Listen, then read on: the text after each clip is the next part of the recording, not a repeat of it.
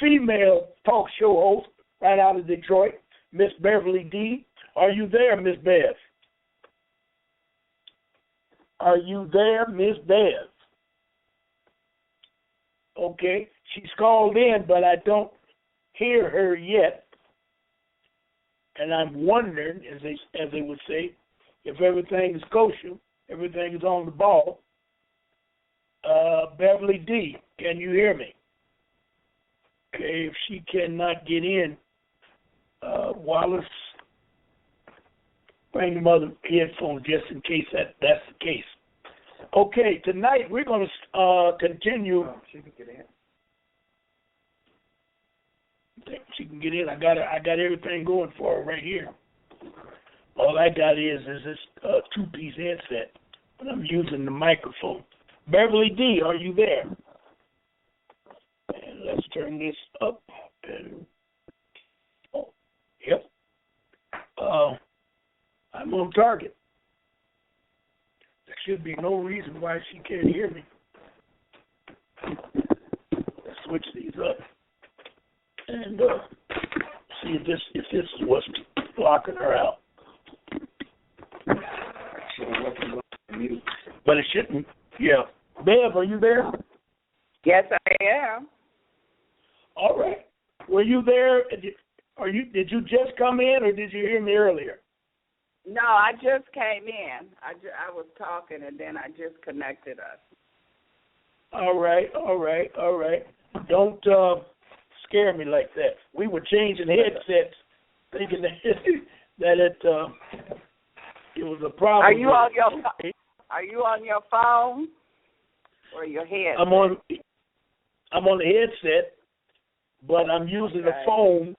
I'm using the phone, and my headset is plugged into the phone. So this is the way you normally like it, and that's how we got it set up, just for you.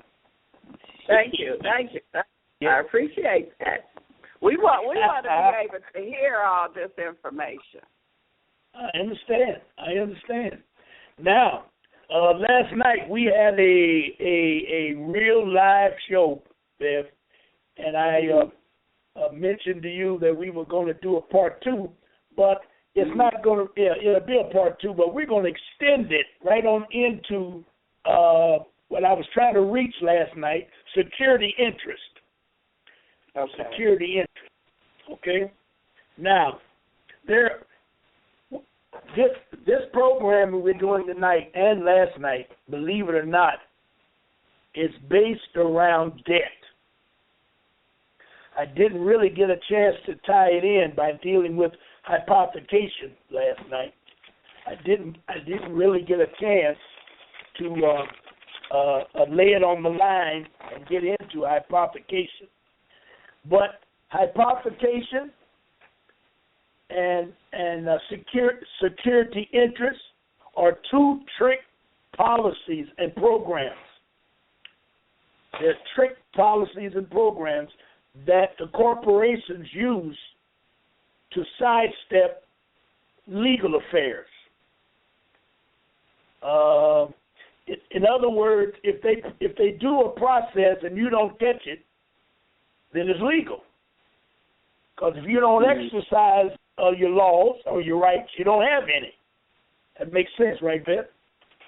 Yeah. So when I talk about securitization, that's another trick word. I don't know what else to call them.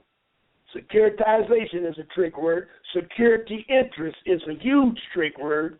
And hypothecation is a trick word. All three of them are against you, against you. All three are against you. And they can hurt you. They can put you in jail. They can take all your goods away from you. They can do some very harmful things to you. Other persons can do it. Know that they're doing it to them. They know what to do, and they get a positive result. You do it not knowing what you're doing, and miss the points, and you go to jail or you lose. You won't go to jail, but you'll lose. So I want to make that clear. Hypothecation, securitization, hypothecation, and tonight we're going to zero in on security interest. Now, you probably first heard the words security interest if you've ever been to court as a defendant. If anyone has ever taken you to court, more than likely it was on a civil matter. Civil matters covers a lot of issues. The main issue it covers is debt. That can go where that can go from credit cards to foreclosures, automobiles, the whole process of debt. Secured interest is when you start hearing them talk about secured interest. You and the lawyer will never challenge secured interest. He's been trained to stay away from these trick words or butter them over and make you think that it's law. But the truth of the matter is it's the color of law. It's not really law. It's color of law. So you need to know it. So I think you should write those 3 words down and look them up for yourself so that if you master them, I guarantee you will win every time you go to court in a civil matter. Okay, I'm stressing the fact of a civil matter. All right, let's get into it. Let's start out with that hypothecation. Okay, it all stems from 16. Let me get a good one here. It all stems from 1666 and from the Cestui Que Vie Act. You spell that Cestui Que Vie. C is 3 words, or actually it's 4 words. Cestui, C-E-S-T-U-I, Q, Q-U-E, vie, V-I-E, and act, A-C-T, of 1666. Now, during that time, London, or let's put it better, the Christian world was in domination at that time in 1600. Of course, they started prior to 1600, but for all you history buffs, the Bible itself was only completed in 1611, so that should give you a little timeline of where we're coming from. And that 1611, which was done as King James' version of the Bible, it was what he put together through the wars of 1200, 1300, and the Crusades of the same time, King Richard and all of that. Everything stemmed further back to 325 A.D. to the Council of Nicene, when they began to put together this program of religious color known as Christianity. And they did it with a sword. So let's call them terrorists, just like they really was. And they began to spread all over the earth. Well, our black brothers and sisters who lived here, most had no idea who these Europeans were, what their purpose were, and all of that. They had some language that stated if they could stick their flag into land, they could declare the land theirs. That's that, I love the way you say it, that's that European psychology. Right. Yeah, okay. That's what they did on the moon, too. Yes. With that flag. Yes, all of that makes a difference. We look at it and laugh as if it's a comedy. Okay, so now they chose 1666 with this, and the more I read and the more I study, and after what I saw when I went to China, I'm going to challenge this so-called 1666, the Black Plague. Black Plague. And then when you ask the teachers when they taught it to you, they just said, well, it was a disease. I can buy that. It was for black people. I can buy that. but they led you to believe that it was just an illness that went over London and started killing people. Okay. So they used that period of time, that year, to set up this Cestui Que Vie account or act that stated, during the Black Plague and the great fires of London, Parliament enacted an act behind closed doors called the Cestui Que Vie Act of 1666. Now, let me stop again. The European psychology had a process where they could capture you, conquer you, and never come near you. I'll say it again. European psychology has a process that they can capture you, enslave you, and you never see them. They never come to you. And that's when they come anywhere near the area, stick that flag in the ground, and declare all this land ours. Nobody objected, so they declared it to be theirs. They also said none of the people, if they're here, we don't see any people. If they're here, we declare them to be slaves of our kingdom. Nobody came out, nobody knew they were there, so they wrote it in the books. So now they own your land, wherever you're at. They don't care. Now the process now is, how are they going to exercise this Cestui Que Vie account? All right. The act of the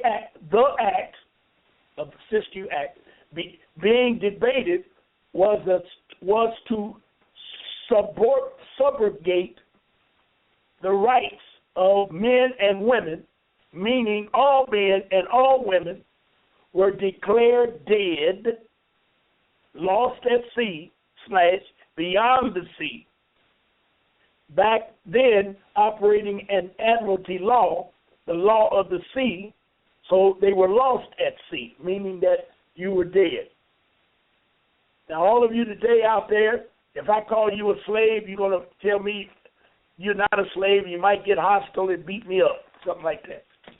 But I'm telling you now, on the books in Washington, D.C., you are a slave. They treat you as a slave.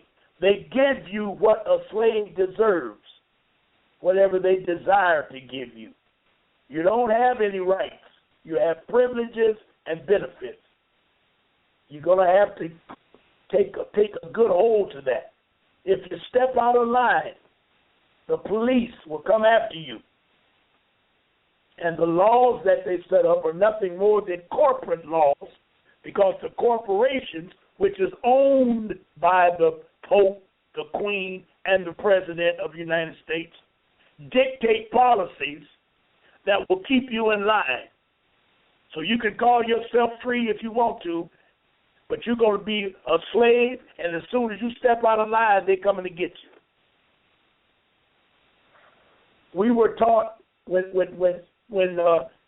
during the slave period, during the Reconstruction period, our parents saved us by protecting us away from white supremacy, Ku Klux Klan, black codes, and the Christian black codes, all of those things, by keeping us away from the Europeans.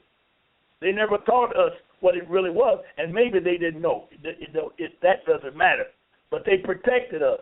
I know I was protected, because I've been a hell raiser all my life. I ain't never run into no trash. And when I did run into that European, he had hell to pay with me, because I didn't buy all that crap, and he knew it. So I know now, in hindsight, that it is fear. And I didn't have any fear. I was never taught fear. It wasn't that I was a tough guy. I just wasn't never taught fear, to be afraid of them. So from that is why you got Ron Martin sitting there talking to you. Okay. The state, which was London, took custody of everybody and their property and put it into a trust. They took everything that you owned Now, once they come on your shores, let's go back to the visual. They put their warships at the shores, send in a campaign. They put flags in the ground and declared all the land to be theirs. Now they say they declare all the people that they haven't even met yet to be dead. This is what a war is about. Combat is about. That's what they're doing right now over in the Middle East. That's why you got such a retaliation coming from, quote unquote, ISIS. Those are people that's trying to save their land. Them ain't no terrorists. Anytime you fight in their land, how can you call them terrorists? Think about that for a minute. If they was over here doing something, we could call them terrorists, we could call them guerrillas, we could call them all of that type of thing. But if you in their land, in my house, and taking my food and my wife, how the hell can I be a terrorist? But we never look at that because we were never taught to think that way. Okay. So, the state became trustee or husband, holding all titles to the people and their property until a living man comes back to reclaim those titles. Can he also claim damages? He also can claim damages. Now, that sentence is where we are today. When you become alive, they're going to hang on to everything you own, everything your mama and your daddy own, your grandpa and your grandpa. All of your wealth, they got it in trust. And when you become, and you are legally declared dead. Now, last night I went through a little demonstration to prove that you were dead. And if I can go through it quickly, I'll do it now. And Bear, if you check me on this, because I know I hope you have some questions to wake everybody up. All right, so here we go. When you go to the hospital carrying your baby, carrying your child, you are going in to born a child. Okay? So when you're in there, now listen carefully. When you're in there, you deliver the baby. The baby becomes the child, and the afterbirth becomes the infant. Now, I've never been in that process. I don't know how it works or anything like that. But I do know what I just said to be true. You go home with the child to the left, and they take the afterbirth, put it in a bag, seal it, label it, and declare it dead. They go get I don't know how they do this, but a judge will declare the afterbirth legally dead. Now, the afterbirth will be named whatever the mother names the baby. So the baby's name is Ronald March, upper and lower caps. The judge and the processee will go through and name the baby Ronald March, all caps. You have no idea what's going on. They will process that name, create what is known as the Cestus account. They'll label it. They'll give it a number. It's like an account number, which turns out to be your Social Security number. They will then send a receipt back to your mother. And the receipt is called Certificate of Birth, Certificate of Live Birth, Birth Certificate. It becomes a certificate. So they praise her for giving them the runaway baby, but they got them locked, or you want to call it the runaway, the afterbirth. Okay?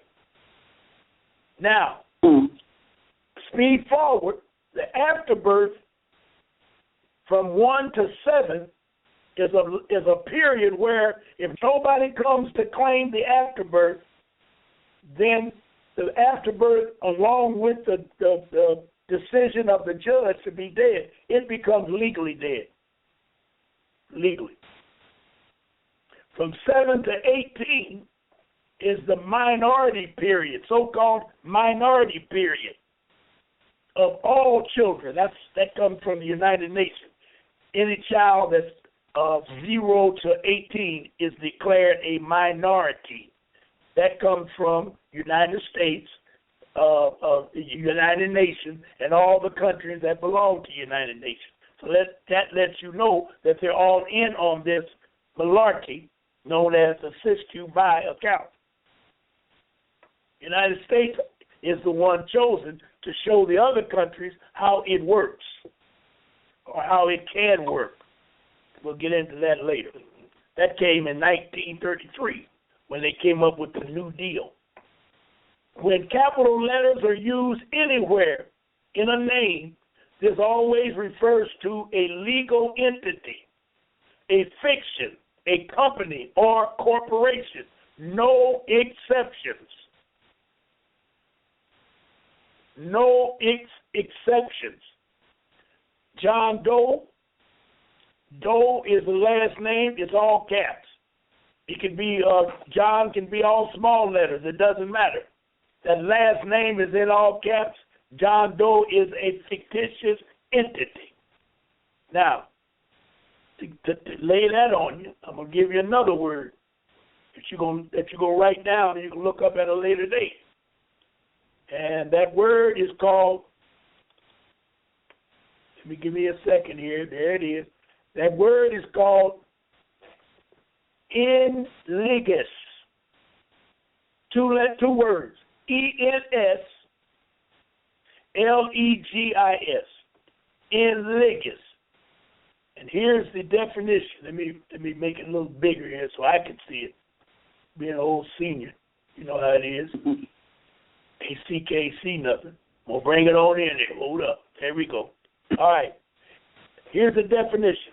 A creature of law, an artificial being, as contrasted with a natural person.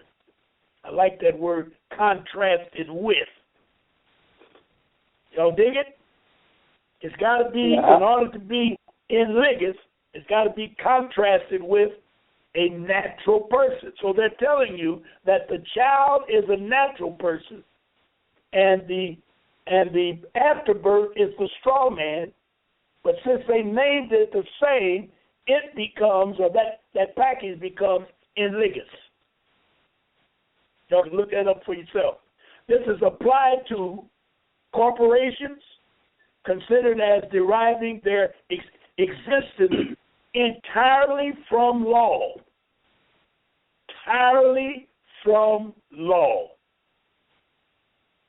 So if you're not speaking law, nobody knows about it. That's probably why you never heard of the word. In legus. Okay? Now, let's get back up here. There we go. This business. Yep, I'm going to leave that one right now. I got some good stuff for y'all tonight. We're going to get out with the get out. All right? So, I hear you laughing, Fifth. Yeah, I got some questions. So, you pronounce Cestui Que Vie or Cestui account. They pronounce it Cestui Que. I don't care how you pronounce it. I call it Cestui account. It's a common term that's used openly in New Zealand and Australia. Straw man is commonly used in United States of America or Canada. It all means the same thing. So those are 4 states. 1, 2, 3, 4 states that use this type of process. Now that's very interesting, and I'm just looking at that. There's supposed to be another state, and I'm going to tell you if it comes to me, I'll tell you why. There's something that all 4 of these states have in common, and it's known as indigenous people. They all have indigenous people.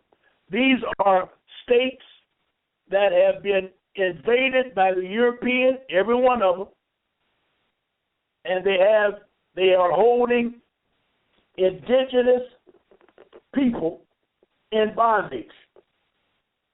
And believe me, what is that 5th country? What was the other 2 besides the U.S. and Canada? New Zealand and Australia. Okay. New Zealand and Australia. I've never been to New Zealand. I ain't been to Australia, but I don't know too much about New Zealand. But we all know Australia got those Aborigines over there, Aboriginals. America and Canada have Native Americans, Indigenous Americans. There was one more. Now, all of the other places on earth, they have only indigenous people who dominate the land. Example, you'll never see an American run for president of Germany. They're not going to tolerate it. You'll never see a Mexican run for president of Australia. Forget it. It's strange that nobody ever talks about that. Only in these 4 countries that you got a lot of monarchy, because there's a lot of other nationalities in the country, and basically they, the nationalities, run the country because they are invaders. Nobody wants to talk about the United States having invaders. Everything in Washington, D.C. is invaders. Even that Blackie they call President Bush, President whatever, Obama, whatever it is. All of them, same. And if we don't understand that, we in big trouble. I'm not saying you got to get out and start raising hell about it, because I don't know how you get them off your land anyway. But they got to go. These are the legal entities created and owned by the government. These are the legal entities, which would be the Cestui Que, which is the straw man, and the straw man. They're owned by the government, who created it. It is like owning a share in the stock market. You may own a share. They own us through this so-called invasion. We gave them United States and 13 colonies. Today, they took over everything and then changed the name from United States to United States of America. And we sit here and whine about why we catching so much hell, and nobody even talks about it, let alone do something about it. All these so-called pundits, these Negro pundits we got, wasting time on TV talking yang. Okay? Legally, we are considered to be a fiction, a concept or an idea expressed only as a name or a symbol. So what is our name or symbol? Negro, colored, black, Afro-American, African-American, nigger. All of these are labels, they're names, they're symbols. They cannot give us our natural names, because then we can declare our independence. And everyone has a right to declare his nationality.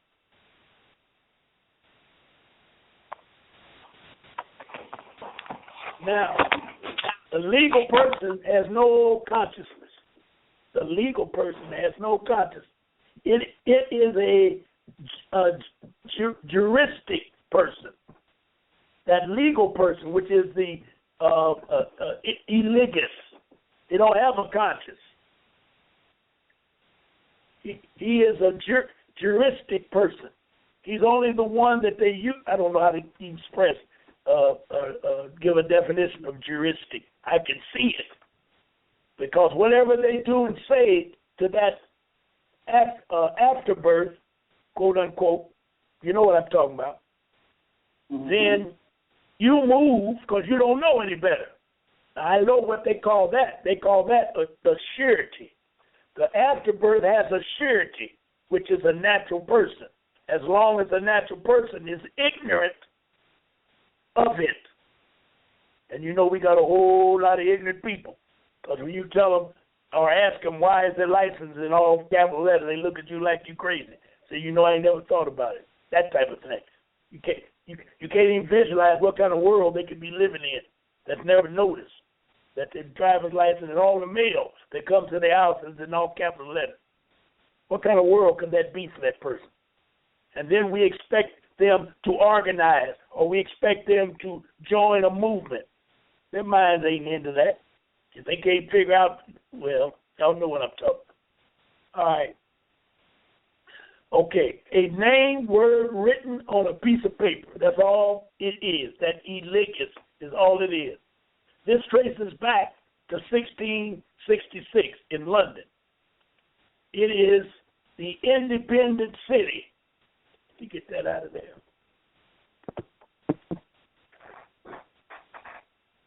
Independent, yeah, I messed up. I ain't got to do it now. Independent city, state. It's an independent city-state, just like the Vatican is an independent city-state, just like Washington, D.C. Now, we know we discussed that, Bill. Those three places run the world, and all of them belong to an organization. And that organization, that's why you have to get all of your paperwork has to be authenticated, because if you get it apostilled, these three, what can I call it? These three states, these three rogue states are in control of everything else. There's only about 4 states that do not belong in this mean triangle here, this evil triangle of independent city, state of London, independent city, state of the Vatican. I've been to the Vatican, and independent state of Washington, D.C. Those three independent cities run the world. And they're not going to give it up without a fight. The Crown is an uncooperated association. Why unincorporated? It's a private corporation. That's why it's unincorporated. The Temple Bar is in London. Every lawyer called to the bar swears allegiance to the Temple Bar. You can't get called without swearing your allegiance. That's why they say all lawyers are traitors.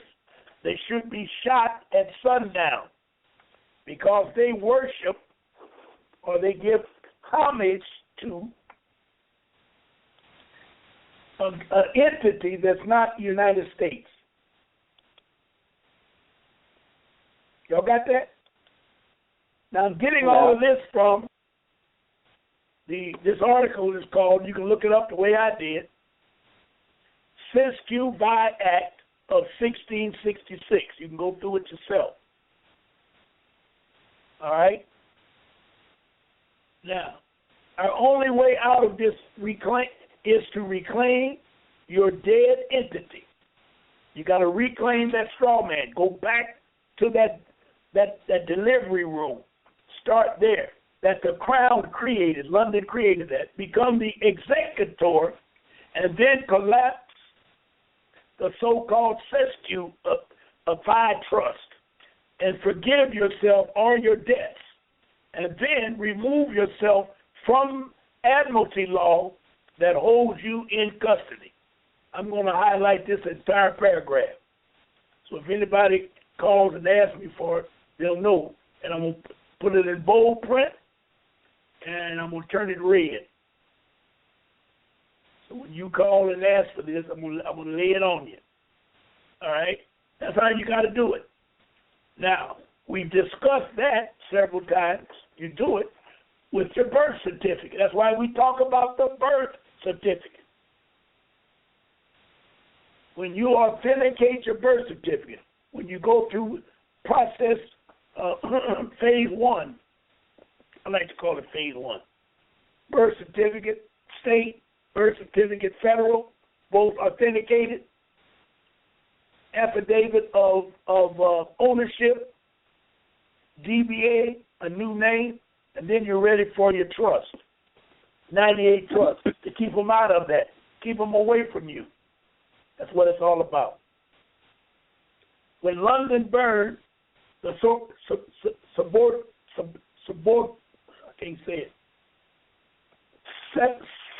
subrogation of the men's and the women's rights occurred. The Responsibility Act passed, the CQV Act, meant all women and men of London were declared dead and lost beyond the sea. The state took everybody and everyone's property into trust. The state takes control until a living man or woman comes back and claims their title by proving they are alive and claim damages for themselves. This is why you always need representation when you're involved in legal affairs, because you're dead. The judge damn near demands that you get an attorney because you're dead. That's why you should take your birth certificate once you get it authenticated. Anytime you go to court, you take your birth certificate. You take copies of your birth certificate. And whatever happens, give the birth certificate to the judge. They get a judge some time. You can't give me time. I am of the majority. I challenge why you are up there even calling me down here. I came because you're dealing with my property, the straw man. You can never get away from the straw man because your mama gave it to the government. And then they took her name off the birth certificate when it came back and used her maiden name. You ladies, take a look at that. I was just told that the other day. That the birth certificate comes back, it's got her maiden name on there. Still with me, Beth? I'm still here. Any questions? Yes, I do. Come on with it. Now, so they're using the afterbirth. Yes. But the afterbirth is connected with the natural baby. So what about if the mother takes her afterbirth and don't give them the afterbirth? Can they still make that connection? Now I can't give you the legal answer, but the common law answer would be they could not do it. But it's almost like when you go to the Secretary, I'm giving an example, go to the Secretary of State to do anything, and they look and see, once they pull your name up, it tells them on their computer if you're registered to vote. And when they see you're not, they'll ask you, do you want to vote? And you're going to say no. That's why I ain't on that. And they say, okay. Now, when you get through with your business and walk out the door, they hit the button, yes, register. 2 to 3 months, you're going to get a card in the mail. Now, what do you do then? You got to start a process. So I would think if you took that afterbirth with you, and then you start getting the birth certificate back in all caps, but the first one comes back, it's not in all caps. That's the one that's in state. But from the state birth certificate, they create the county birth certificate, and it is in all caps. So once the mother sees it's in all caps, she should start suing. Or she's within the 7 years, she should try and authenticate the original birth certificate and go ahead and do it with the child at that time. That's what I would do. Mm-hmm. That makes sense? Yeah. Well, why you say within 7 years? because the Cestui account has a process. Let me go back and find it. The Cestui account has a process. Let me find it. Here we go. And they talk about 7 years. And that's only a legal. I'll look for it. Okay. And I got here it is. It says, Cestui vie remaining beyond the sea for 7 years together and no proof of their lives, judge in action to direct a verdict as though Cestui vie were dead. So that's some strange language. I'm reading it like it's printed. But I believe it means if you don't do anything within 7 years, they're going to go ahead and declare you dead anyway. Okay. So from what you're telling me, 7 years, they'll be in school. You should have evidence that the straw man was created by 7 years old. Mm-hmm. You follow me? Right. Because the child should be in school at the age of 7. And then you see that they're using all caps with his name, then you should start getting in somebody's butt. Now, they ain't going to know when you start. Now, that's another, I'm glad you brought it up. The principal has no idea what we're talking about. Teachers surely don't have any idea. So now you go back to the hospital, you may have an opportunity to get to the, I'm going to call it customer service, but I don't know what they call it in the hospital. And you may want to go in there and raise some sand. But if I had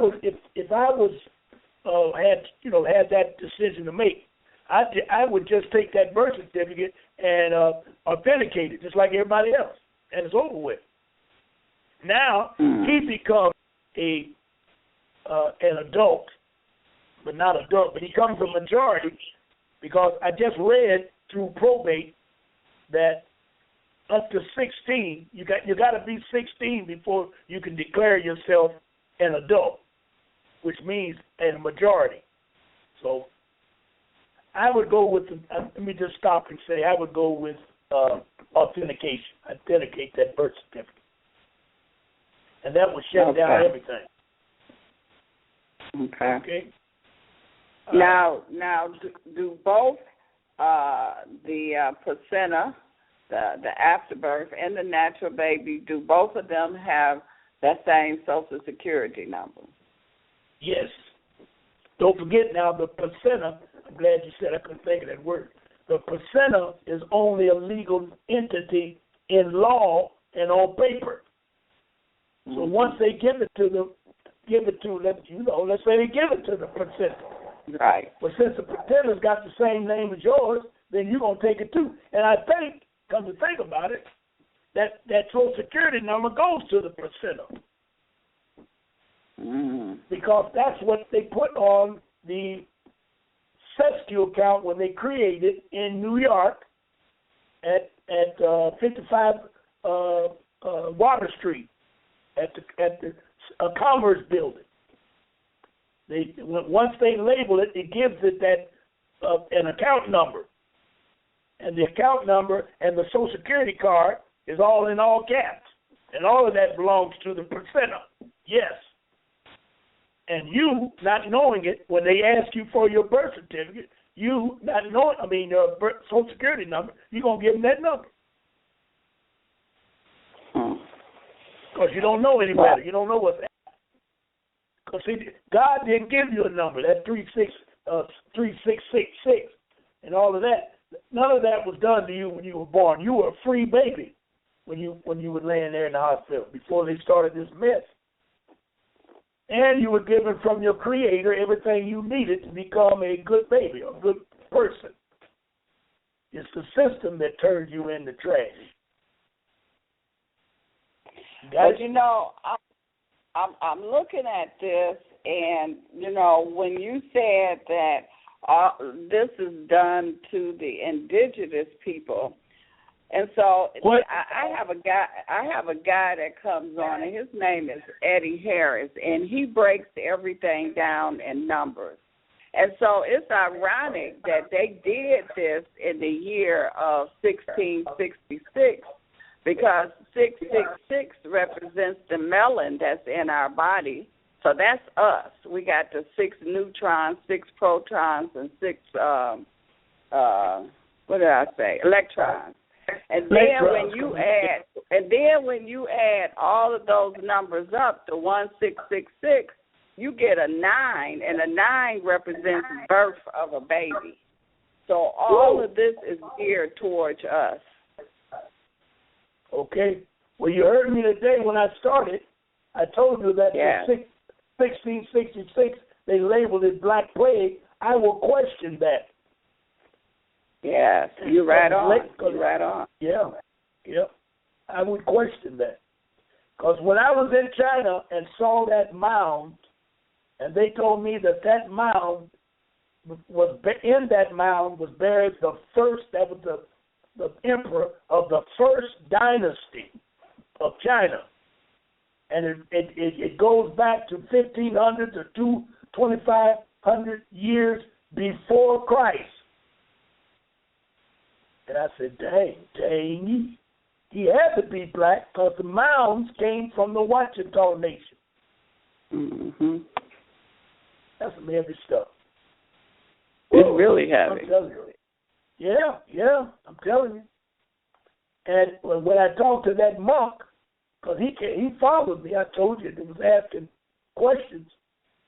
And he didn't ask questions, he couldn't speak, but he was trying to ask me what my religion was. And in the first conversation, I said Islam. And he went to bowing again and ways and all kinds of stuff. So then when he followed me, I asked him, was he aware of Olmec? And he just shook his head, no. And now he could have been no, he didn't know Olmec, or no, he didn't even know what I was saying, because I'm speaking English. Right. But I was told after that word. Yep. If I would have said more, I think he would have went crazy. But I didn't do it because I didn't think about it. I can't think of everything, you know what I mean? Mm-hmm. All right. Now, but the more you uncover this, I mean, it's all coming together, you know, and I'm really seeing that it really is geared towards the indigenous people. It is. Yes, it is. Because everyone else came after the indigenous people. We made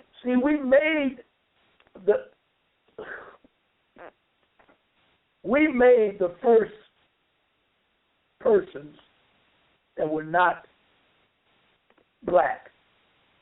Now, they got the story is in some of the books. Yaqub is the one that I know of, and then you turn around and read the one in the Bible, which would be about Jacob and the cows. They wanted Jacob to change the cows from all black and make them another color, and he did that. Yaqub took black people and changed them into a group of blacks and changed them into white. So however that happened, I don't want to say no more about that, but whatever happened, we were the first here to create that. So when we created that, it began to spread all over the earth. And that's how you got other people. So when you start, the question that you asked is a real good question, because they all know who the creator of them are or is. That's what I ran into when I went to China. They knew who I was. And I mean, it's who. And then when I got back, I started getting phone calls from vets that have been over there, Korean War, Vietnam, Desert Storms, and all of that. They said, Ron, when we went up in the hills, we saw people blacker than we were. So some people that look like some brothers over here in Detroit. I've heard that a lot of times. The closer you get to the coast of any country, the lighter and whiter they become. Because the European came in on the coast when they began to raid and invade territories. And then there was a dynasty of China that ruled. And then you had that Ottoman dynasty. I want to get into. I keep saying I want to get into that, but I'm into so much more now. I just haven't done it. But they were black. That was another huge dynasty that ruled in the Near East or Central Asia type thing. You dig? And then all of them ran into the European. And the European conquered them and stayed in power for 2,000 years. That's what I was told. You dig? So, hey. But you know, it's even, once you really start uncovering things, it gets even deeper than that. It's not there. They also know that we not only the ones that created them and that we were first here on Earth. Now that they out in space and they finding out that we rule out in space too. So we haven't got to that part yet, but that part is coming. It's coming. Yes, it is. Yes, it is. And that's what they're really. Now, Ron, I got a caller. All right, go ahead. Open him up. Area code 314-761. Hey, peace and love, Ms. Beverly and Mr. Peace Ron. and love. Oh, this yes, is sir. Zaire. How you doing, Zaire? Yes. I just sent out to you guys something that's talking about the issue concerning the so-called origins of the European or Anglo-Saxon. It's very important that we learn that because it's one of the biggest topics to learn about our history. And what I found out is concerning the Yaqub. Yaqub means Jacob. By the way, Ron March. Yeah. Yes. It also means John of Revelations. Correct. John of Revelation. Correct. Yaqub and Jacob, same person. All right, go ahead. Correct. Yeah, that represents the ion, and it represents that it's connected with the ionosphere, and like your chromosomes in your body is connected with the chromosphere.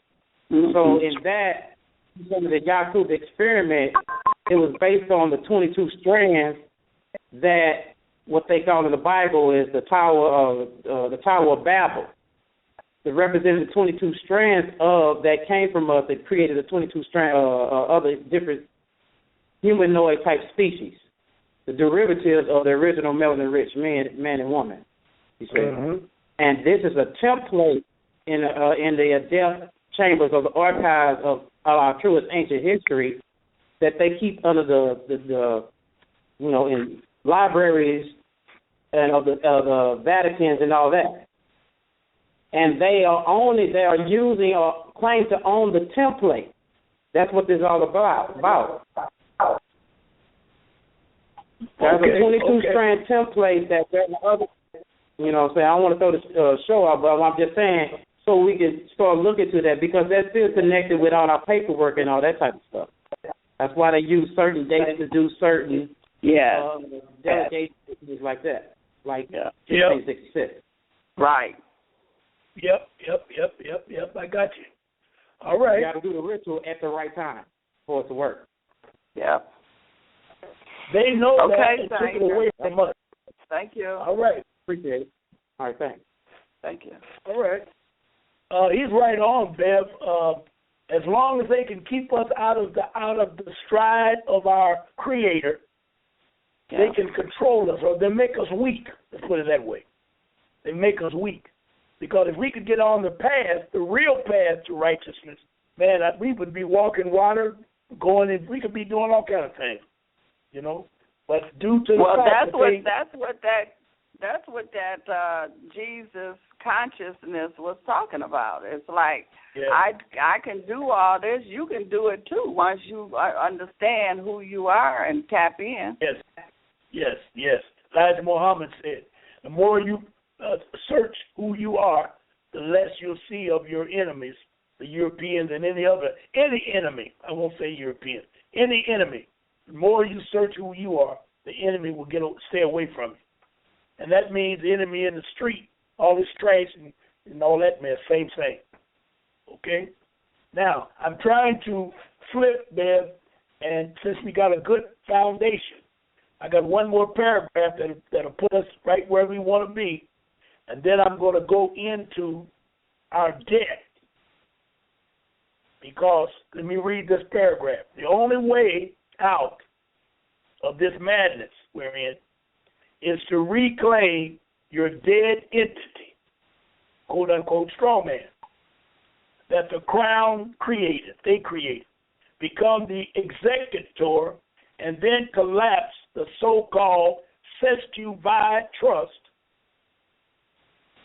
and forgive yourself or your debts, and then remove yourself from the admiralty law that holds you in custody. Now, that paragraph sets the state of Black America.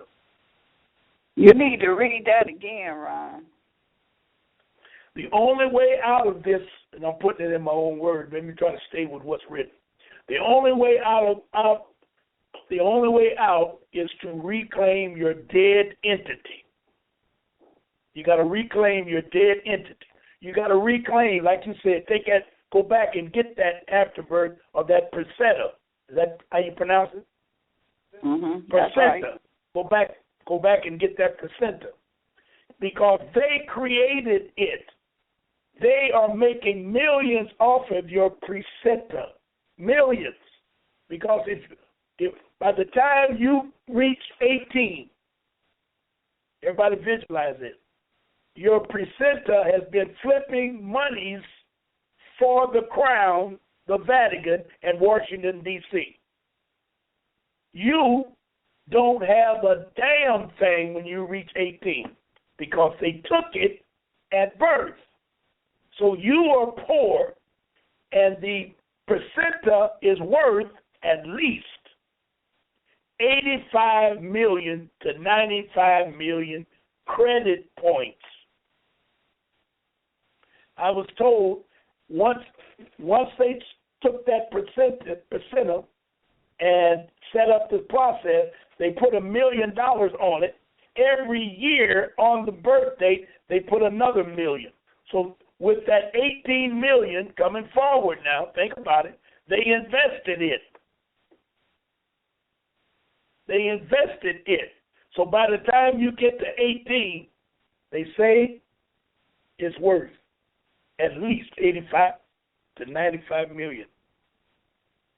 You would never be able to, once you, like black folks, once you buy your mama a house and get yourself a new car, get your daddy a truck, you don't know what else to do. You'll never be able to spend that money from that property that belongs to you. You'll never be able to spend it because it's too much money. That's how rich you are. That's a hell of a thing, ain't it, Beth? Yes, it is. Yes, it is. Now, the only way out is to reclaim your dead entity that they created, become the executor, and then you can collapse the so-called Cestui Que Vie account because they can't use it anymore once you claim it.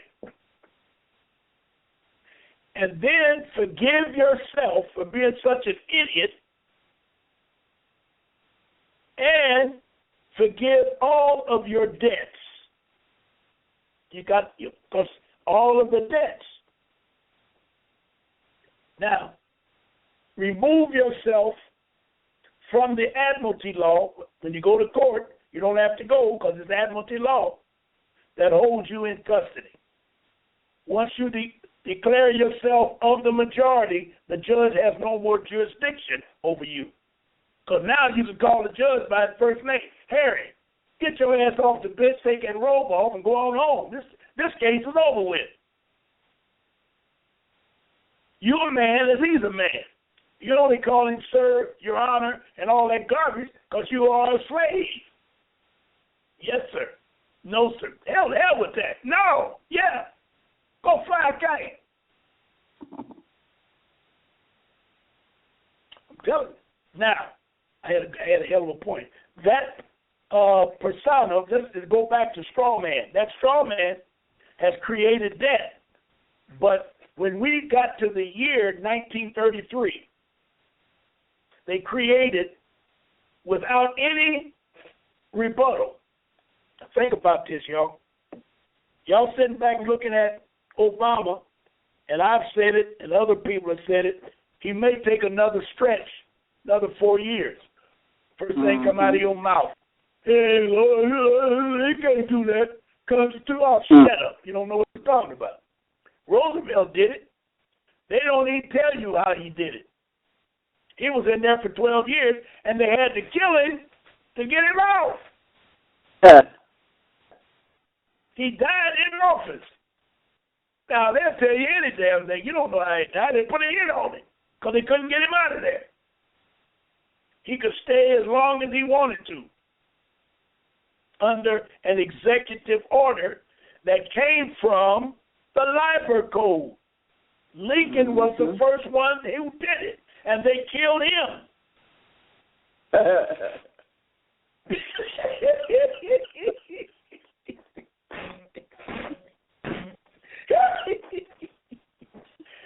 That just come to me. I'm being channeled, man. Something is tearing me up. I don't know what it is. It's tearing me up. All right. But Lincoln was the first. And we've been working under the Labor Code ever since Lincoln died. I told you to go and look at it and read it. I know you didn't do it. I read it, but I can't remember all I can't remember all what I read, but I read it. Okay, well I got to read it again. It's not to remember. It's to go there when you see something. Go to the Labor Code and you'll see it in print in the Labor Code. Especially when you got problems with your house, they use the Labor Code to get your house. They use the Labor Code to put Guantanamo on down there in Cuba. Whoever heard of a country? Think about this. Whoever heard of a country putting a prison up and putting foreign people in a prison? And nobody says a word. You can't do that. And all of them are brown people. I don't know who's in there, but I ain't seen no Europeans in there. Only thing I know, and I saw it on the NCI, they can't put Americans in there. That's the only thing I heard. But they set it up, and they did it through the Labor Code. All right, that's enough of that. Now, since you are in debt, when you become an adult, since you can't own anything, you need to know how to re-educate yourself. And you need to re-educate yourself by learning 3 words that I gave you in the beginning. Hypothecate, securitization, and security interest. And all of this refers back to the Cestui account because it pertains to titles. Y'all, titles. They didn't take your property away from you. They took the title away from you. You're driving in the car. How can you say they took my car? I don't own the car. You can get in it, drive, do anything you want to do, anytime you want to do it. They got the title, so you have to keep paying them to use it. You buy a house. They put you in the house. You can't complain to the world that, they won't give me a house. I paid for it. No, they put you in there. But now you got to make payments. And you got to pay taxes. If you miss either one, they'll come and take it away from you. Why? Because no one has claimed the title. You didn't claim the title. And if you go back to the straw man, the placenta, the afterbirth, nobody claimed the birth certificate. Hello? Your name is on everything. The car, your name is on it. The house, your name is on it. The refrigerator from Sears and Roebuck, your name is on it. Okay? Do you own it? No. You can pay off the car. You can pay off the house. What do? they send you a letter or document or notice. Congratulations, idiot. They should put that on there. Congratulations, idiot. You just paid us 4 times what the house was worth. We really thank you for that. But you're still going to owe taxes next month or next year. And then you're going to have a party. I'm going to have a party and burn this mortgage. What are you, a fool? You ain't burn the mortgage, burn the house down, then what you going to do? You never claim the title. That's where the problem lies. We need to learn how to claim the title. Now, let's start out with that. We're going to start first with secured interest.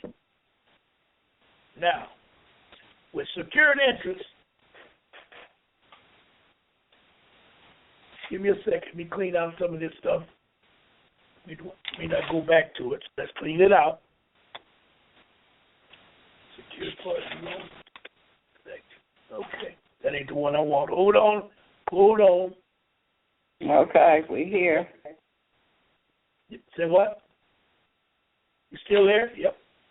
Yeah, we still here. All right. I just had it up. Secured interest. All right, where you at, baby? Where you at? It must be in here. Okay. Secured interest is a transaction. A secured transaction is a loan or purchase that is secured by collateral.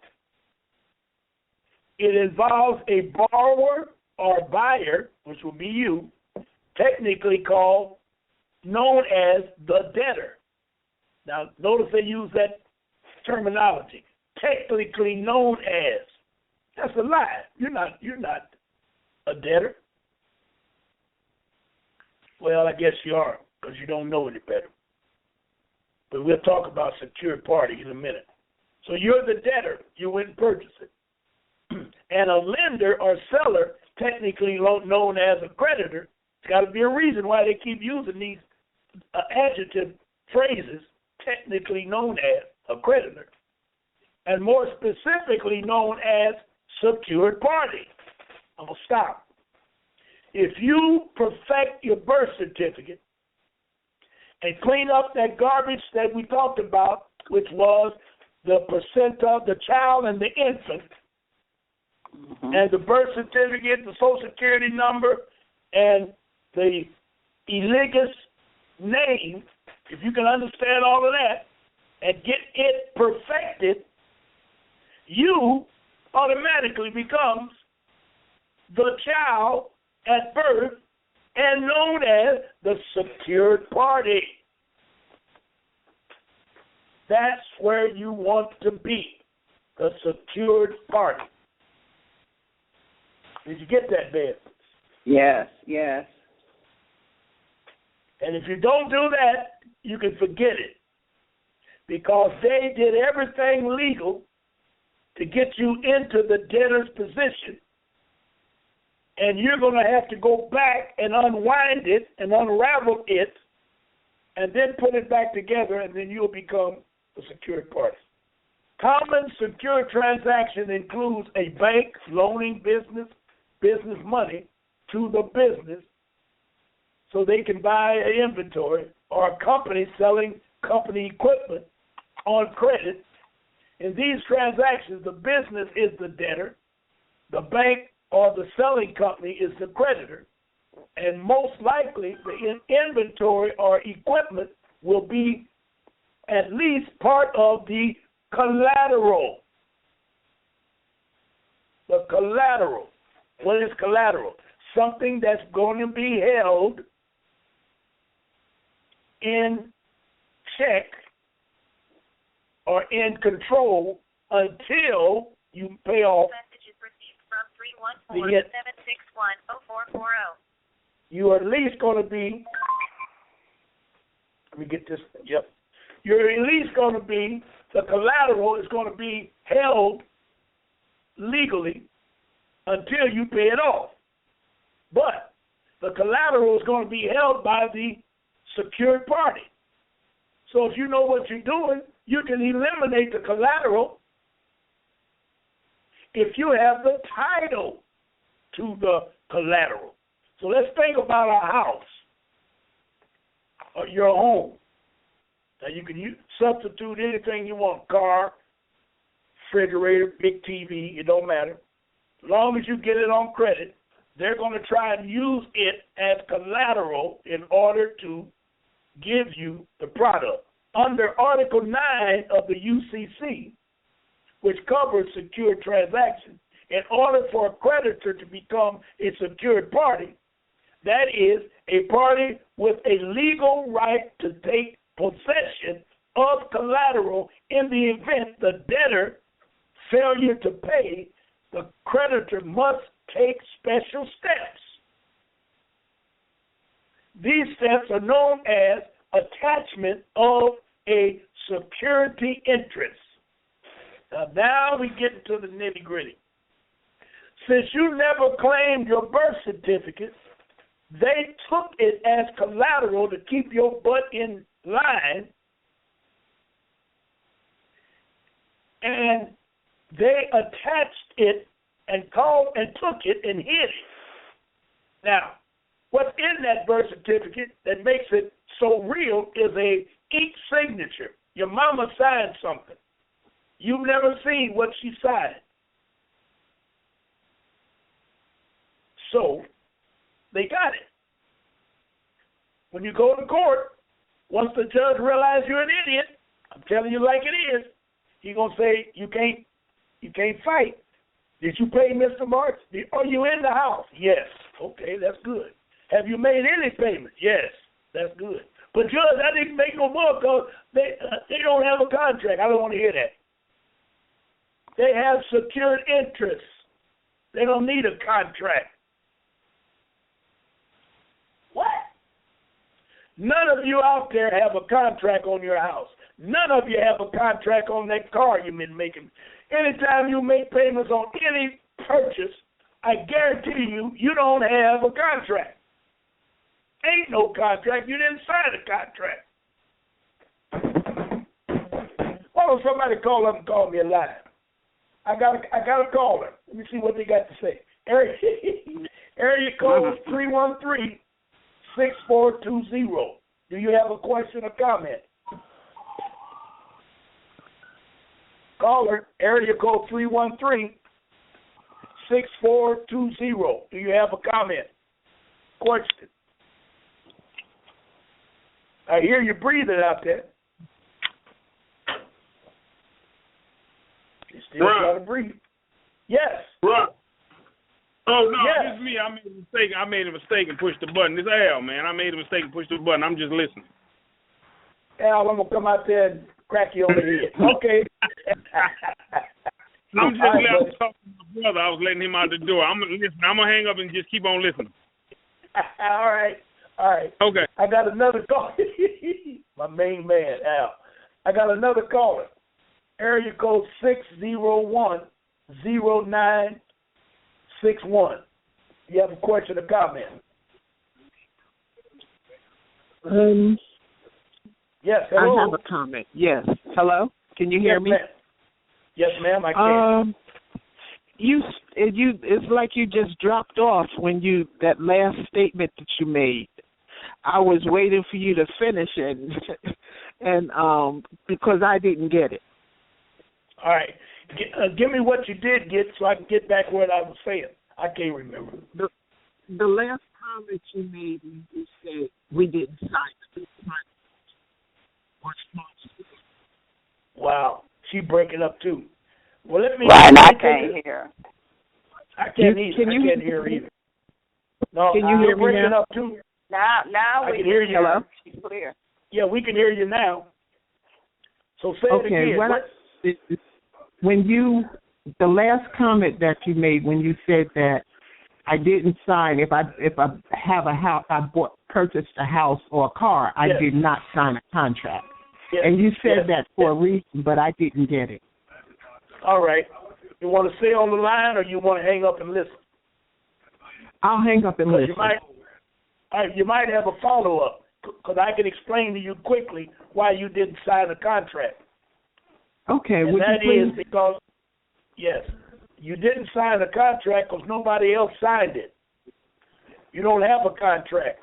You can call it an agreement if you want, but a contract, there is a law on what a contract is. So what you should do, whatever state you're in, you should Google your state and ask what is a legal contract in your state. And I'm going to tell you a couple of things that it has to have. It's got to have 2 signatures. And if you bought a house, ain't nobody on there but you and your spouse, if you bought it with somebody. People you bought it from, they didn't sign it. Even when you get a warranty deed, your name is on the warranty deed, the seller signs, but you don't sign. Why is that? And the reason that you don't sign, the reason that they don't bring it up, is because they, the crooks, can take it because you don't use it and claim it as theirs, and they become the secured party because they have the title. You don't have the title because you didn't claim it. So you're saying at that moment you can claim it? Yes. You can wait you can claim it now because they took a house from me, and I'm going back and claiming it now. I've already took the warranty deed and had it authenticated. Now I'm going to do an affidavit and have it notarized and take it back to the Register of Deeds and have it recorded. Now I claim my house, and since I am of the majority and come back to life, they're going to give me my house back. Now, Ron, just yes, say ma'am. she closed on a house and say she made like 3 or 4 payments on the house. Can she go through the process and she can get that house back and don't have to pay anything for 30 years? Bev, if the house has been paid off in 30 years, she can go back and get it. They owe her compensation because she made payments. And here's a humdinger. They didn't tell her what I'm telling you, so she signed it and she didn't have full disclosure. So if you don't have full disclosure and they do all these tricks, that's called fraud. There's no statute of limitation on fraud. So she can go back and declare fraud because they broke the contract, because they didn't tell her, and they've been making her pay and never owned it, but the judge said she had secured interest. They had secured interest, and they took the house from her, or you paid it off, thinking you paid it off, and you can go back anytime. 25 years, I believe, you can go back 25 years. But I'm telling you, there's no statute of limitation on fraud. And there's other things they did other than that. But we're just talking about one process right now, and that is the warranty deed. Okay? What about, Bev, you want to take a break? We ain't got much time. I'm on the road. I got another call or two. How you feel? You the one, do you want to take a break? That's up to you. I'm on the road. Let's keep rolling. Okay. Yeah, go ahead. Wait a minute. Here's the lady's finish. What? Ma'am, hold up. Ma'am, are you through? She gone? Yes, I think maybe I need to listen to more before I ask any more questions, just to make sure that I'm understanding what you're saying. All right. You can call in. Okay, call back. But thank you. All right, thank you. All right, Deb, go ahead. Okay. Area code 912-508. Are you there? Yes, I am. Can you hear me? Yes, we can. Yes, we got you, man? Brother. Go ahead. How you doing, Ron? Okay, I'm good. Listening to what you're saying. I lost 2 houses in the state of Florida based on what you've been saying. Actually, from my understanding from your teaching, when we signed for the property, it was paid for right then and there. I made like 4 payments, 4 or 5 payments on the property, and then they turned around and said the property was going to escalate. And I'm like, well, wait a minute. why would I pay $5,000 a month for this property and it's not a $5,000 a month house or home, whatever you want to call it? Matter of fact, if you were to look up the archive in the state of Florida, the city by the name of Bradenton, you'll see me on blast on all the front pages. But what made me call you was when you were talking about we hadn't signed the contract, and I know it's got to be two sides to it. Someone has to sign. You have to sign. You may have to sign in order to make it a contract. But I thought you said that even if you got like an agreement, and you took it and got it dedicated, you have the title right in hand. So if you got the title right in hand, then what that puts you in a strong position. You're in the first position, even though it's not a real title. It's the first position for its goal. So I'm just wondering when you said, "Well, you don't have anything." I don't know if that makes sense, but that's what I heard you say, and I was just wondering if you could clear that up. All right. I don't know. You started to break up, and I don't understand why the phone is doing that, but it is. Oh yeah, we know why it's doing it. You're getting too much information. All right. I tell you, wait a minute. I think I got. You guys are doing a real good. I'm sorry. Yeah, I think I can answer. Go ahead. All right. Well, you hold on. I think I can answer your question. Let me find this. It's Title 28, and if I can find it, I know I got it, but I got to figure out where it is. And it's at the bottom of something. Nope, it ain't this one. Nope. All right.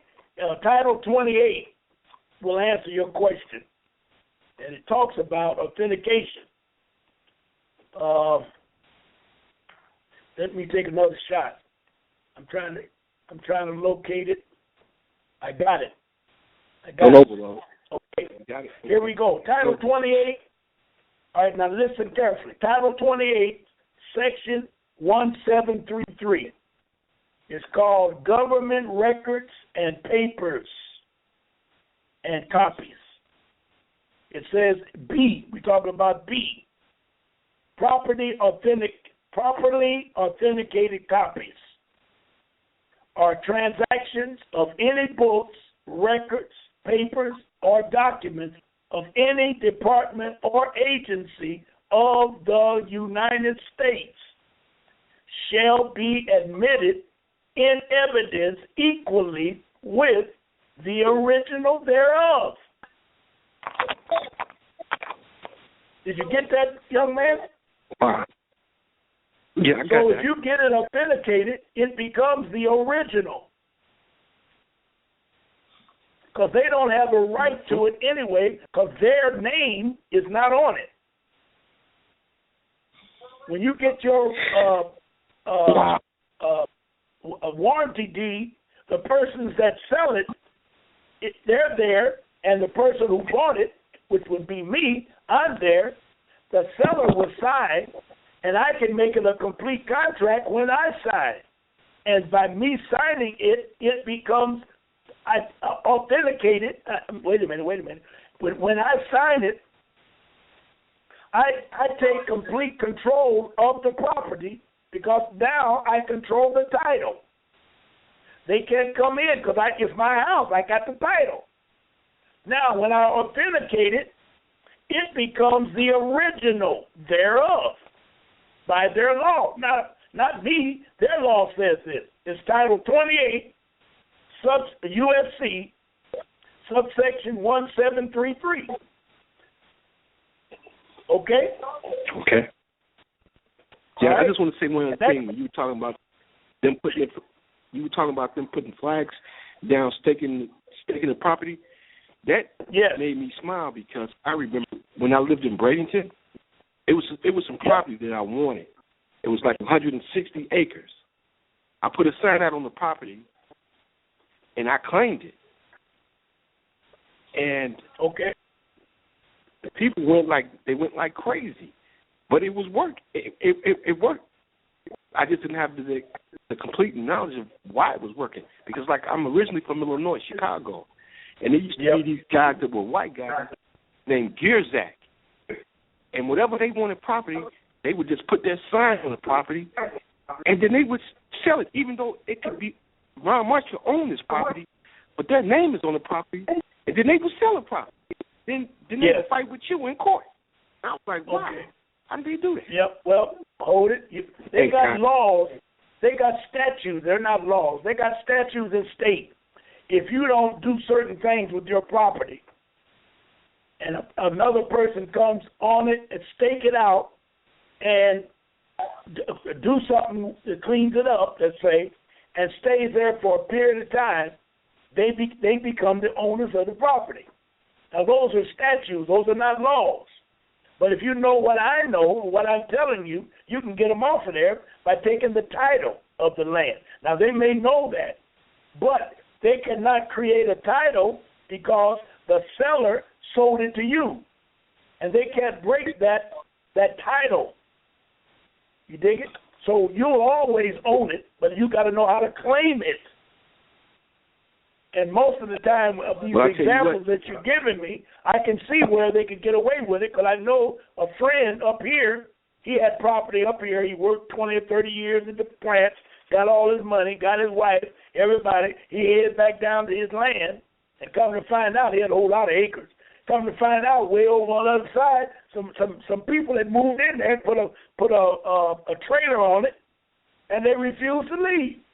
Squatters' rights. Squatters' rights.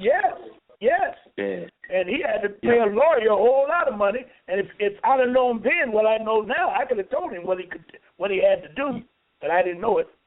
But he finally got it. Plus, they built a well, and I think they settled because he had to pay them for the well. They dug a hole and created a well with water. So they declared it. Okay. All right. I tell you what, I want my properties back, and I'm coming for them. And I just want to say this: I got a friend up there that's up there with you and Bev. His name is Attorney. Yep. He's Attorney Turner Reed. He represented that Kwame guy. All right, don't send no attorneys around me. They give me bad luck. All right, brother. I appreciate your call. We won't touch you. Thanks, Bev. Okay. Ron, I have another question from the chat room. They want to know, how do you authenticate the deed? How do you authenticate the deed? Okay. Mm-hmm. That's a process. You first of all, you got to do it through an affidavit, because your register of deeds will not accept anything unless it's got the land description on it. So you got to make up a deed. Make up a affidavit. On that affidavit, you want to put everything on the affidavit that's on the original a warranty deed. I did mine. And if that person emailed me, I can send them example copy of what I did. And then you got to get it notarized. And once you get it notarized, you go down to the state and have it authenticated. You in with friend. Now you want to take it back to the Register of Deeds where you got it, or better yet, where it was recorded, and you want to have them record what you got, which makes you have the total title of the place, of the property. You got it, or did you get it? Is that good, Bev? You understand it? Yeah, I understand it. So just do they understand it? All right, but if they don't, they'll ask and we'll go back. So I guess. Let me read this I missed last night. First, a word on authentication and certification. What is this? Certification. Authentication is used to verify the authenticity of the notary signature and thereby the authenticity of the document. For all states, that have not signed onto the Hague Convention Treaty. That is very important. That's why we get our stuff authenticated, because you have stepped out of, when you get your birth certificate authenticated, you come out of United States of America and you live in America, where you've been all the time. That might be a little confusing. They call it United States of America. Those are two different entities. United States is 13 colonies. America is all the rest of the land. I'm not even going to call them the states. The rest of the land. Certification and apostille do the same thing for countries that are signatures of the Hague Treaty. So we're really talking about within and without United States. So if you're going to do some business in United States, you can settle for apostilles and certifications. But if you're going to do business outside of the United States, you need to have it authenticated. And since you have stepped out by authenticating your birth certificate, everything you do, United States become a foreign entity to you. So you are without United States. Court clerks may try to get you to settle for these certification instead of authentication. But remember, we need properly authenticated copies. We need properly authenticated copies. And Title 28 U.S.C.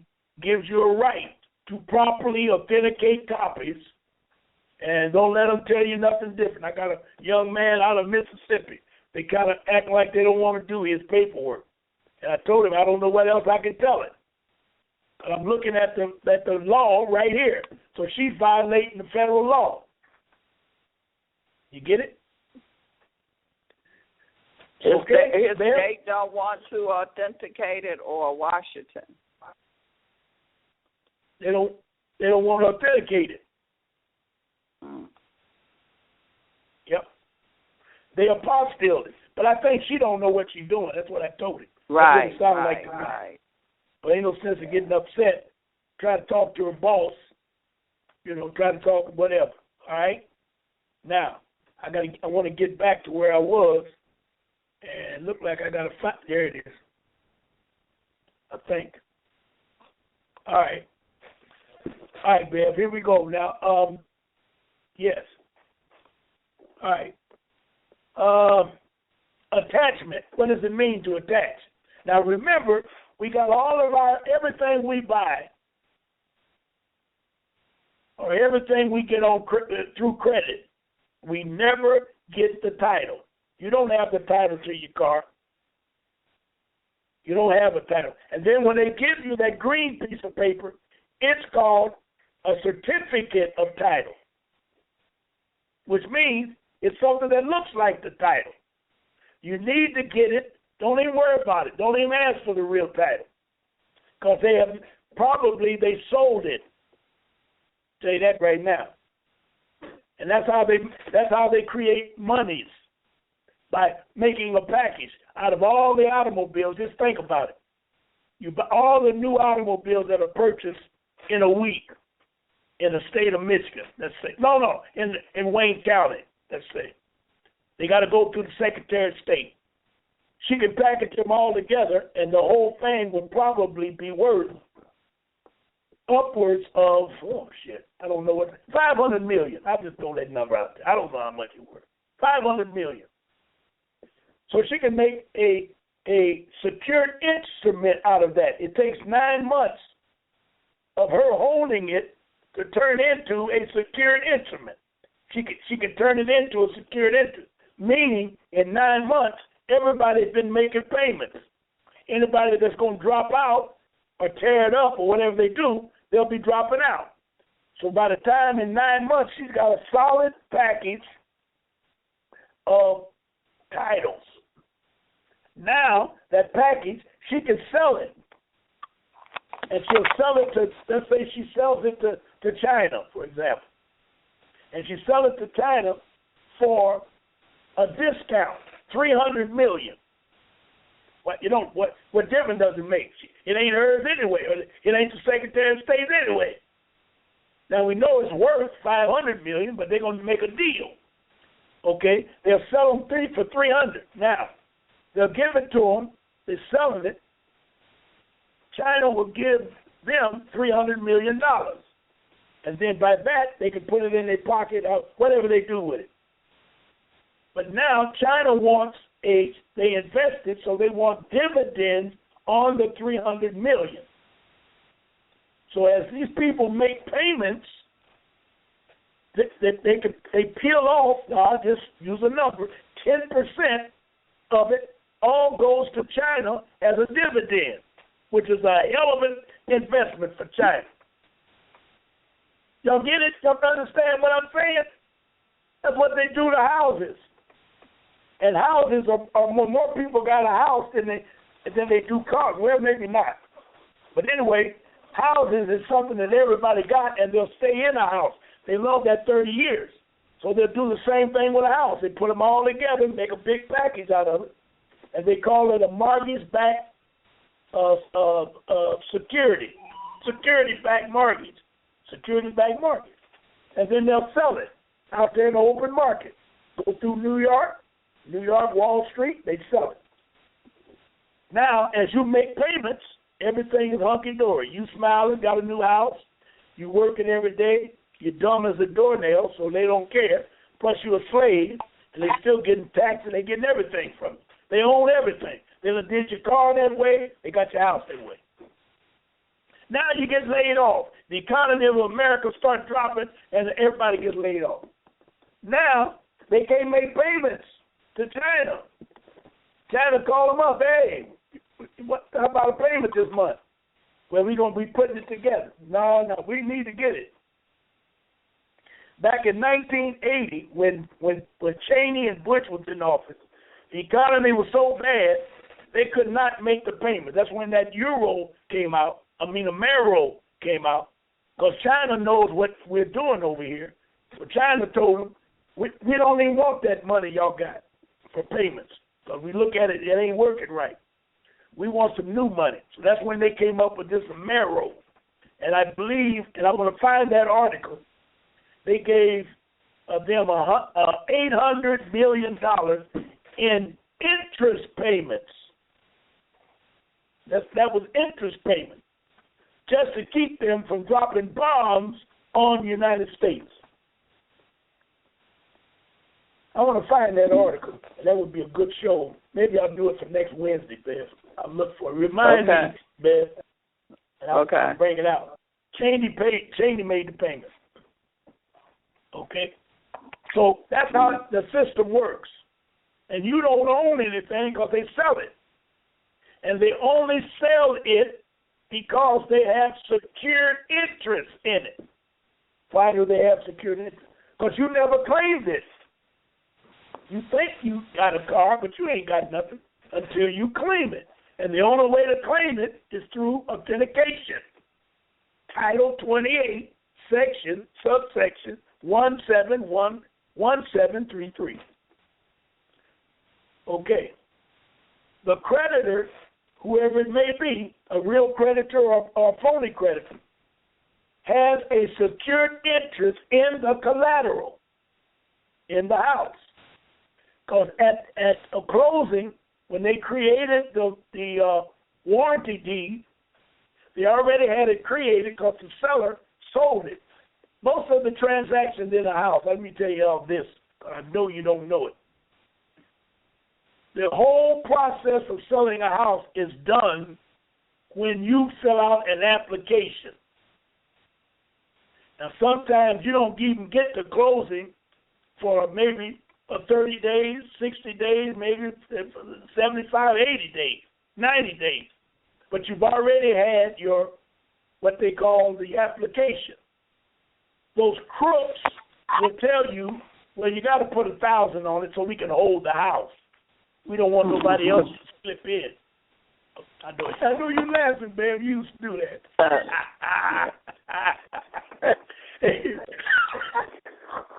All right. I ain't gonna put you on Front Street. But anyway, right. They used to tell them, put a little something on it so we can hold it. That money go in their pocket. They ain't holding nothing. But anyway, they got it. They hold it. Now they go and put in to find out if anybody want to loan you money. Now they got your signature, so you've already paid for it when you put the application in. Those that are turned down, you never ask for your application back and authenticate it. And I ain't going into it. One day when I get a little heavier, I'm going to talk to you about a 1099 OID. But I ain't talking about it now, so don't ever bring it up till I learn more about it. But they got your application if you win, lose, or draw. You never think to ask, well, if I don't qualify for the house, my credit's too bad. That's good. Give me my application back. And that $1,000 that I gave. Now you got a problem. I can tell you that right now. Okay? But anyway, they take that application and they deposit it. It should be stamped. You should ask them, I want a copy of it, both sides, front and back. Because anytime you sign anything, you create credit points, which is called money in America. Credit points is money. So you create money. So that includes a car, too, when you go and fill out an application for a car? Yes. Any credit, any credit process, everything I'm talking about, it deals with it. So that's damn near your life. Really is. Even if you, in criminal cases, but we ain't talking about criminal. We just talking about civil right now. So if the creditor is a secured interest, has a secured interest, that's what the judge will tell you. You don't need to see the contract. He know you don't know what you're talking about. All he got to do is make sure he stay in charge. And he said, well, if you keep demanding it, Mr. Marks, I think you ought to get you an attorney, because I'm not here to teach you law. I'm here to settle a discrepancy. And you keep screaming for a contract. You ain't paid for the house, so why should he give you the contract? And this guy don't even know where you live, let alone have a contract. He's a crook when he walked in the door. But the judge is going to stay neutral so he don't get charged with fraud. Because he's going to only do what that lawyer lays out for him to do. That's why arguments are so important when you go to court. Because if you know your history of what you're talking about, you will beat those attorneys every time. And then the judge has no other choice but to let you win. Because if he agrees with the lie of the attorney, it becomes RICO. They are conspiring against you. And the RICO laws are heavy, y'all. Whew. The RICO law that's in Title, if you want to read about them, go to Title 18. All of that in Title 18, I think, deals with RICO laws that they have violated by conspiring against you and your rights. Because everything I'm telling you, I guarantee you is true. For a fact, it's true. Now, the creditor has, yes, ma'am. No, go ahead. The creditor has a secured interest in the collateral and becomes a secured party. If and then the secured party attaches under the UCC, a secured interest generally does not attach unless three basic requirements are met. In simplicity, form, the requirements are, now listen to the three, how he can attach, how that crook, that damn crook, that claims to be, he can claim to be the creditor because you abandoned it. Now he's going to attach ownership to it. Say again? Ron, we're not hearing what you're saying. What happened? Away. Did you fade out? Fade out. We didn't hear me. All right. Can you hear me now? Yes, we can. All right. What I said was there are 3 requirements for the crook. First again. Can you hear me? Now Fade it I out can. again? You can. All right. How about now? It should be better. That ain't got nothing to do with it. Let me get closer to the phone. How about now? He really gone now. Bill? Can you hear me? She gone completely. Let me try something here. Can hear you. All right, hold on. You can't hear me. She's back. Hello. Yep. Wait a minute. Can you hear me now? Can you hear me now? Hello? Yes, I can. Can you hear me? Yes. Can you hear me? You can hear me? Can you? I can hear you, Bev. Can you hear me? That's the question. Can you hear me? Yes. Can you hear me? Yeah. Yes. And I'm going to say there are 3 requirements for the creditor to become the secured party. Okay? Value must be given for the secured party, a secured interest. Hello?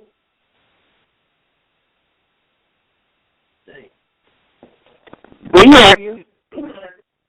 Hello? Yeah, you're just breaking up. They night because you're coming in and out, you're blasting in and out, and I haven't moved, so I don't know what the problem is. I'm close to the phone. I'm bringing the phone closer. And the question is, can you hear me now? Okay. I don't know what to say. Beverly D. Can you hear me now? Hello? She dropped off.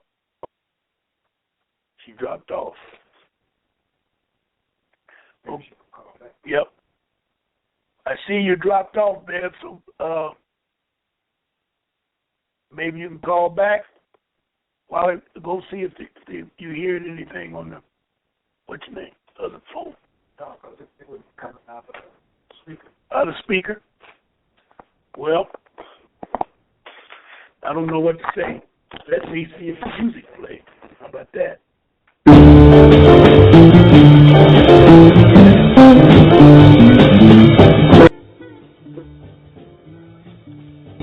hear that.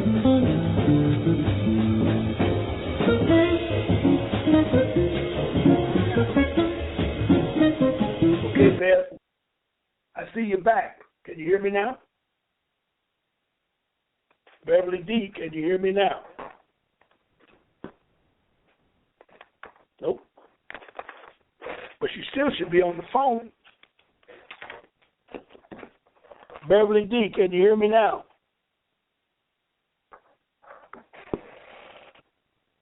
She dropped off again. Okay. Well, they eating up the time. I wonder if they.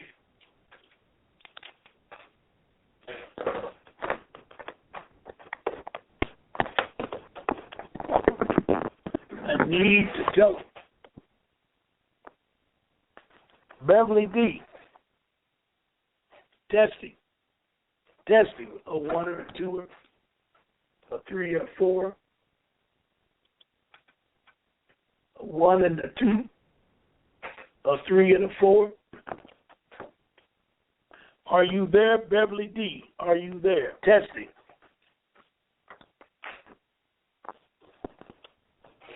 Nope. Now I wonder if everybody can hear me. Let me open up. Let me open up the line. I hear area code 214-9070. Can you hear me?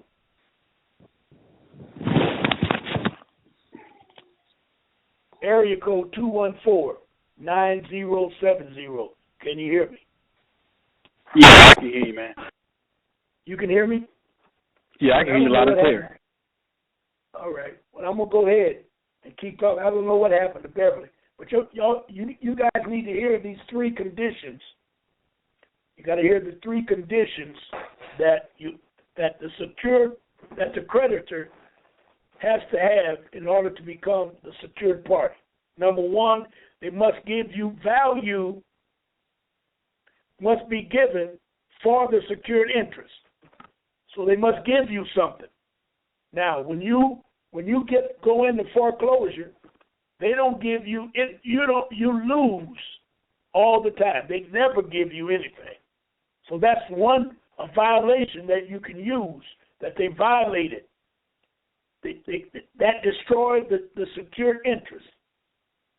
And it says it's in simplicity form. The requirements are, meaning all three requirements, three basic requirements.